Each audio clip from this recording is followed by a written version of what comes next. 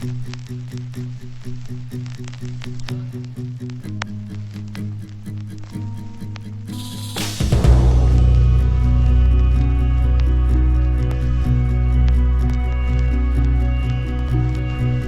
de las grandes aportaciones de la literatura latinoamericana a la literatura universal ha sido lo que se conoce como el realismo mágico. Y cuando me introduje en mis estudios de literatura en el realismo mágico, inicialmente me dieron la novela clásica, ¿verdad? El reino de este mundo, de Carpentier, del gran escritor cubano Carpentier, y empecé a leerla. La novela tiene que ver con la revolución haitiana y su lucha por la independencia, pero está marcada profundamente de ese realismo mágico, y al principio yo no entendía nada. Y cuando nos reunimos los estudiantes de literatura con la profesora, una profesora excelente, cubana también, le expresamos que la novela estaba un poco difícil. El orgullo ese de estudiante de no decir que no entendimos nada. Y la profesora nos miró así y nos dijo, ¿no será que no entendieron nada? Y entonces 2 o 3 dijeron, no, lo que pasa es que es difícil. Yo me quedé callado porque definitivamente no entendí nada. Pero posteriormente, estudiando otros escritores latinoamericanos, principalmente Gabriel García Márquez, pudimos introducirnos poco a poco al realismo mágico.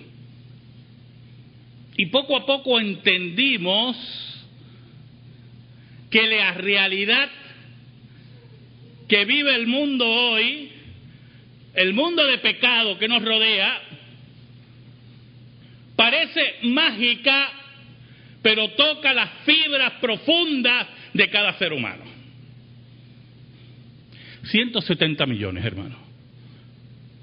Más de 170 millones de discos vendió Whitney Houston,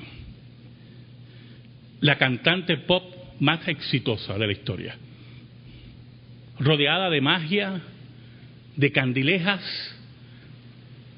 Un día fue descubierta y se olvidó de Jesús, pero Jesús no se olvidó de ella. Yo quiero que me acompañen a Lucas capítulo 15, versículos del 1 al 7. El título de mi sermón es En busca del perdido. Dice así la palabra de Dios, en el nombre del Padre, del Hijo y del Espíritu Santo. Se acercaban a Jesús todos los publicanos y pecadores para oírle, y los fariseos y los escribas murmuraban diciendo, este a los pecadores recibe y con ellos come. Entonces él les refirió esta parábola diciendo, ¿qué hombre de vosotros, teniendo 100 ovejas, si pierde una de ellas, no deja las 99 en el desierto y va tras la que se perdió hasta encontrarla? Y cuando la encuentra, la pone sobre sus hombros gozoso, y al llegar a casa reúne a sus amigos y vecinos diciéndole, gozaos conmigo porque he encontrado mi oveja que se había perdido. Os digo que así habrá más gozo en el cielo por un pecador que se arrepiente que por 99 justos que no necesitan de arrepentimiento. Oramos. Dios bueno y Dios verdadero, venimos ante ti en el nombre de Jesucristo, nuestro Rey y Salvador, el Señor de todas las cosas. Y en esta hora, Señor, te pedimos que perdones nuestros pecados y que nos escondas bajo la sombra de la cruz y que tú seas proclamado. Llega al corazón de tu pueblo, llega al corazón de aquellos que no te conocen, para que conozcan que solamente en ti hay vida eterna y salvación. Te lo pedimos, Señor, en el nombre de Cristo. Amén y amén. Hermano, yo llego una noche a mi casa y pongo CNN, la estación de noticias que está un poquito farandulera últimamente. No sé quién la tomó de dueño, pero está media farandulera. Ha dejado un poquito ese periodismo investigativo, pero lo puse. Y estaban dando la noticia de la muerte de Whitney Houston. Y a mí me impactó mucho. Y empiezo a llamar a mi esposa. Y le digo, ven, porque hay una noticia interesante, increíble. Y cuando ella entra al cuarto y ve la noticia, se sorprende también. Y yo rápidamente me acuerdo de cómo las noticias nos hablaban de Whitney Houston y cómo se había hundido en el mundo de las drogas, del alcoholismo, cómo su fortuna se iba desapareciendo, su salud estaba desapareciendo, cómo era vista en puntos de drogas, malolientes. Y todo eso vino a mi cabeza en ese momento. Pero también vino a mi cabeza el recuerdo que ella cantaba en la iglesia bautista en los Estados Unidos, y que fue descubierta y fue sacada del ambiente cristiano y fue puesta en un ambiente que la fue destruyendo poco a poco. Y me preguntaba, basándome en la Escritura, ¿se habrá reconciliado con Dios? ¿Habrá vuelto a Dios antes de morir? Saben, hermano, Jesús tenía una encomienda muy importante en su labor, en su ministerio. Él había venido a buscar lo que se había perdido. Y cuando hablamos de pérdida, cuando hablamos de ese dolor de perder una vida, cuando hablamos de desechar la vida, cuando los seres humanos creen que ya no hay oportunidad, cuando los seres humanos creen que ya no hay esperanza para levantarse, cuando la puerta del cielo había sido cerrada por los fariseos y por los escribas, en ese momento histórico llega Jesús e irrumpe en la historia humana.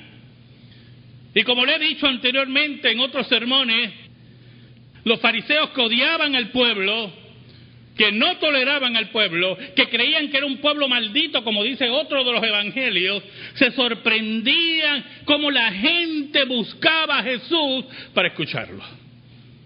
En el versículo 1 dice, se acercaban a Jesús todos los publicanos y pecadores para oírle, dice Lucas, el doctor Lucas. Todos aquellos que no tenían esperanza porque la religión judía le había cerrado la puerta. Todos aquellos que eran rechazados por aquellos que decían ser los intermediarios de Dios.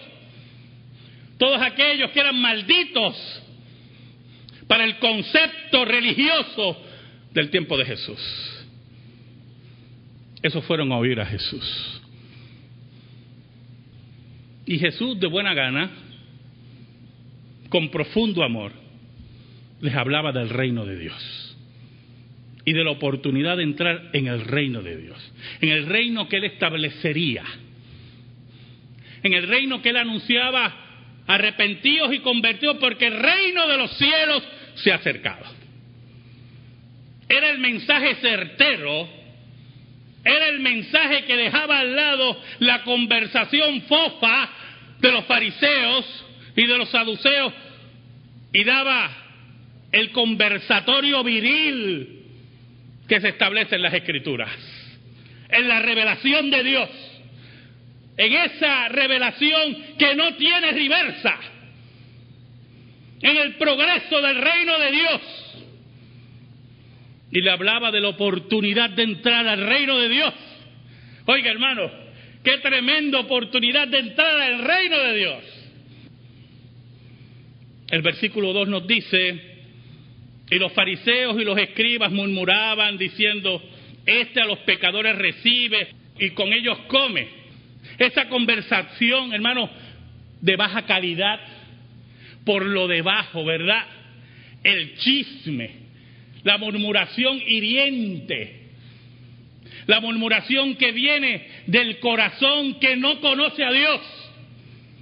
Este se reúne con lo bajo de la sociedad, con los malditos eso.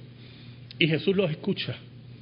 Y es muy importante porque muchas veces hemos interpretado la parábola de las 100 ovejas en otra forma. Y el sentido verdadero lo tiene Lucas, lo expresa Lucas. Oiga, y Jesús escucha el rechazo de los fariseos al pueblo. Saben, hermano, a mí me gustaba mucho Whitney Houston. Sus discos estaban un poquito caros, pero en una ocasión pues compré uno de sus éxitos y lo quemé, que se rayó y todo el disco, yo creo. Los CD que se rayan tan fácil, ¿verdad?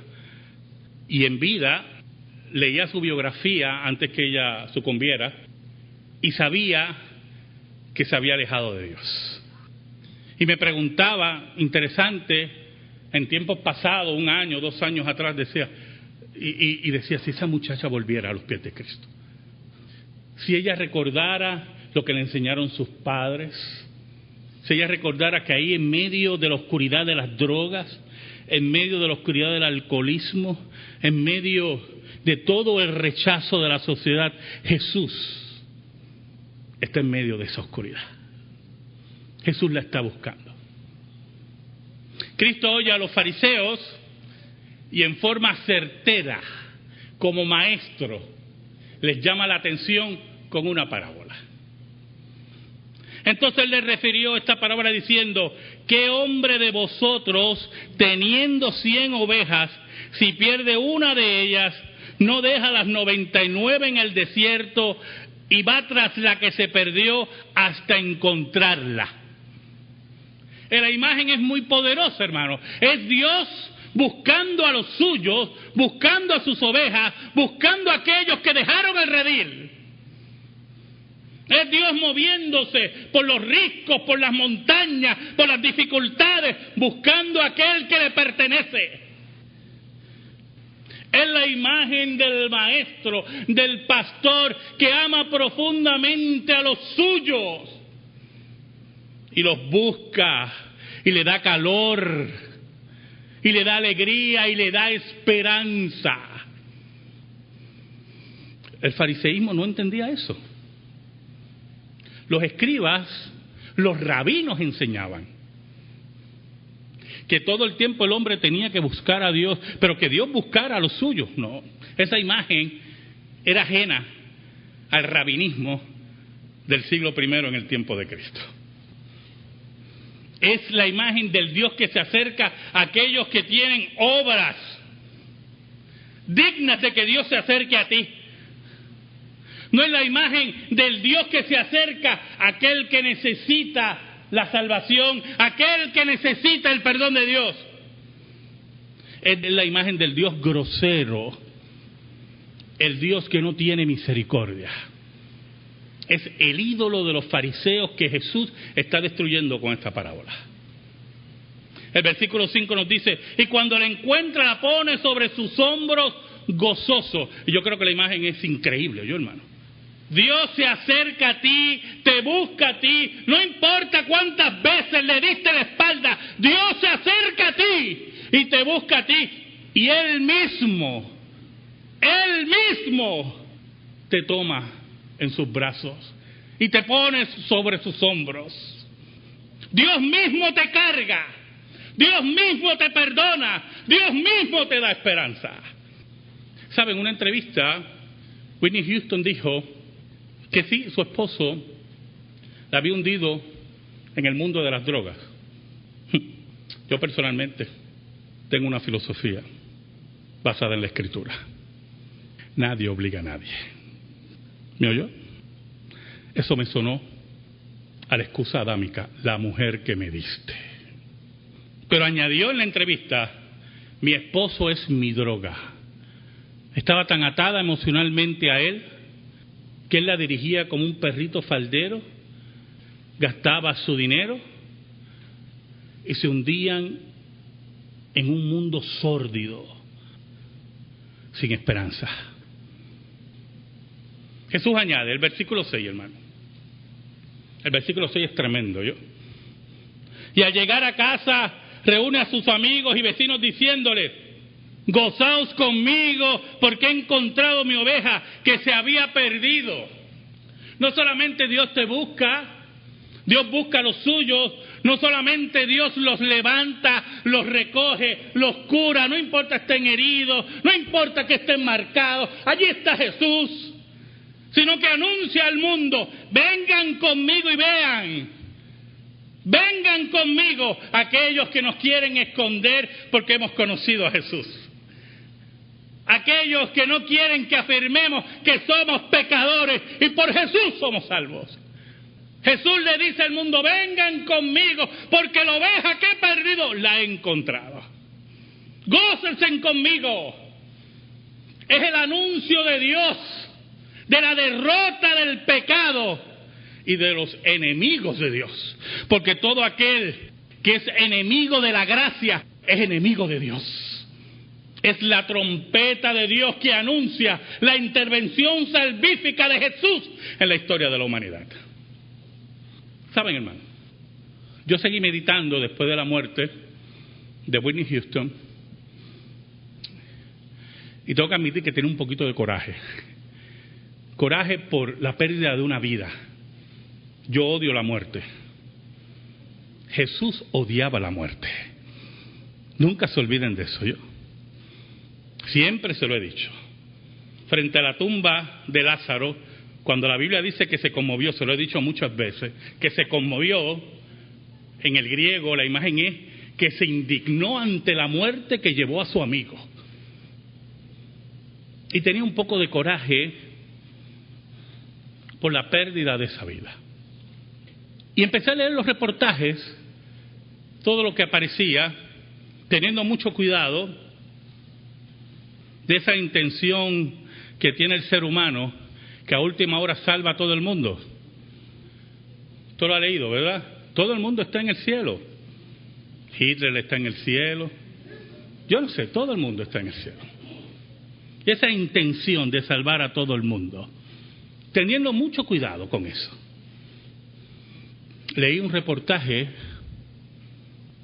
en España, muy importante, hermano. Y no es cuestión de salvar o condenar a Whitney Houston esta tarde. Quiero que me escuchen. El reportaje decía que en el último año Whitney volvió a sus raíces, buscando a Jesús. Su último disco es dedicado a Jesús y a Dios. Pero eso a mí no me conmueve. Pero lo interesante es que afirmaba su fe. Pero hubo algo, hermano, que quiero narrarle en esta tarde, que sí me conmovió, me movió el piso. El día antes de morir, había un concierto de eso, de la basura esa de los Grammy. Si usted ve los Grammy no hay problema, ¿yo? ¿Ok? Usted vea lo que usted quiera.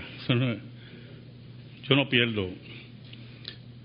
Pero el día antes había un concierto por los Grammy, que era el sábado, el día que murió Whitney. Y ella estaba en el concierto, viendo el concierto, y le identifican. Y le piden que pase y que le canten una canción a capela al público. Y ella pasa al frente y uno espera que cante sus éxitos, ¿verdad? Como la basura esa de Bodyguard y todas esas cosas. Pero no. Allí, frente a miles de personas, Whitney Houston a capela cantó Yes, Jesus loves me. Cristo me ama. Y la gente sorprendida esperando un éxito, y ella le cantó a Jesús.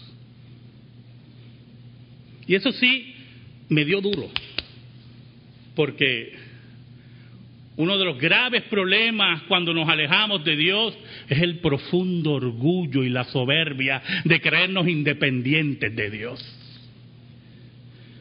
Tu vida está en las manos de Dios. Si tú te crees que tú controlas tu vida, te equivocaste. Tus días están contados, como estaban los de Whitney Houston. Jesús fue en busca de ella, yo lo creo ya, y la encontró. Y su cántico era el anuncio de Dios: vengan, vengan, vengan, he encontrado la oveja perdida. Pero esa oveja ya estaba marcada. Oiga, hermano, porque el pecado te va a marcar. Ya esa oveja estaba herida, Ya esa oveja estaba desorientada, pero estaba en las manos de Jesús. Esa herida que el fariseísmo no entiende, ese pecado que el fariseísmo nunca entenderá, es el que perdona a Dios. Por eso el versículo 7 nos dice: os digo que así habrá más gozo en el cielo por un pecador que se arrepiente que por 99 justos que no necesitan de arrepentimiento. Y ese versículo me llamó mucho la atención y entendí la parábola. Y yo me imagino a Jesús diciendo la parábola y cuando dice 99 justos mirando a los fariseos. Hay más gozo en el cielo por ese pecador arrepentido, por ese pecador encontrado por Dios, que por ustedes justos que no necesitan arrepentimiento. Hay más gozo en el cielo, hermano, por la oveja herida sanada por Jesús, por el pecador encontrado, que por aquellos que se justifican por sus obras. Yo no sé, hermano. Yo no sé si cuando vayamos al cielo veamos a Whitney Houston. Yo no sé. Yo solamente sé que un día Jesús me amó. Yo solamente sé que un día Jesús te amó. Y un día, hermano, reinaremos con Él para siempre. Amén. Gracias te damos, Señor. Gracias te damos por tu palabra. Única regla de fe y conducta. Atesoran en nuestra vida y en nuestro corazón. En el nombre de Jesús. Amén.